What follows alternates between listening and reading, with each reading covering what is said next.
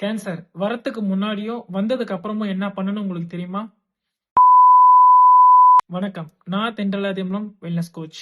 வரத்துக்கு முன்னாடி உங்க உடம்புல சிம்ப்டம்ஸ் தெரிஞ்சிருக்கும். சில பேத்துக்கு வெயிட் லாஸ் நடந்திருக்கும். சில பேத்துக்கு அங்கங்க கட்டியா இருக்கும். அது வீக்கமா இருக்கும்.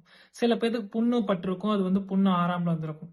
சில பேத்துக்கு கோல்டா இருக்கும். சில பேத்துக்கு ஸ்கின் டோனே மாறும். ஸ்கின் டோன் நம்மளுக்கு சேஞ்ச் தரும். அப்பயே நம்ம டிடெக்ட் பண்ணிட்டு நம்ம ஹாஸ்பிட்டல் போயிருக்கணும். பட் ஆனா நாம என்ன இந்த பிஸி டைம்ல கண்டுக்காமல இக்னோர் பண்ணிட்டு நம்ம போயிடுறோம். ஃபியூச்சர்ல கேன்சர்ன்னு சொல்லும்போது நம்ம என்ன பண்றோம்னா, ஃபர்ஸ்ட் பேனிக் ஆகுறோம். பயப்படுறோம். அவ்வளவுதான் நம்மளோட லைஃப் போகுது.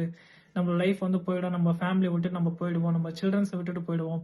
அப்படின்னு சொல்லிட்டு நம்ம பேனிக் ஆகுறோம். பேனிக் ஆகக்கூடாது.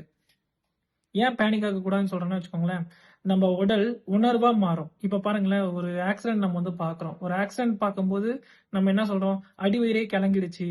அந்த பயத்தினால நம்ம அடிவயிறு கலங்கிடுச்சு. சோ அந்த மாரி தான் நீங்களும் பேனிக் ஆயிட்டீங்கன்னா, இன்னும் அப்படியே போயிட்டே சிவியரா ஆயிட்டே இருக்கும். அது இன்கிரீஸ் ஆயிட்டே இருக்குமே தவிர்த்துட்டு கம்மியாகாது. நீங்க வந்ததுக்கு அப்புறம் காமா உட்காந்து யோசிங்க. எதனால ஆச்சு? 6 மந்த் என்ன ஆச்சு? லாஸ்ட் ஒரு 5 மந்த்ஸ் என்ன ஆச்சு?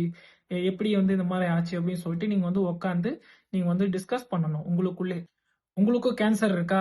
கேன்சர்லருந்து வெளிய வரணும்னு நினைக்கிறீங்களா? என்னைய ஃபாலோ பண்ணுங்க. ஃபாலோ பண்ணி எனக்கு டிஎம் பண்ணுங்க. நான் உங்களுக்கு பெர்சனலா ஹெல்ப் பண்ணி நான் கைட் பண்றேன். Thank you.